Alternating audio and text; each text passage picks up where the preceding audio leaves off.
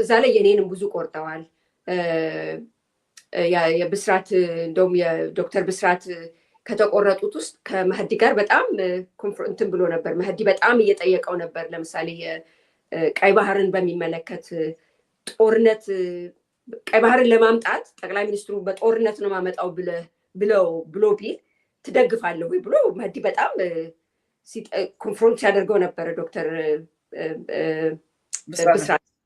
አዎ ምላሽ አልሰጠም እዛ ነገር ላይ። ላይክ አሁን እንደ ኢንተሌክቹዋል ጦርነት ነው። ላይክ አንቲ ዋር ኮሽ አንቲ ዋር ነሽ። ፕሪንሲፕል ኢዝ ፕሪንሲፕል።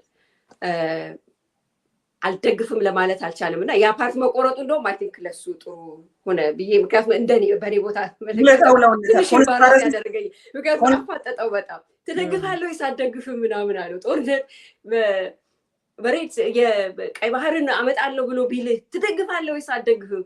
would you my question is ትደግፋለህ ወይስ አትደግፍም ሲለው መልስ አልሰጠም። አሁን እንደዛ አይነት ፓርት ምናምን መቆራርጣቸው ጥሩ ነገር ነው።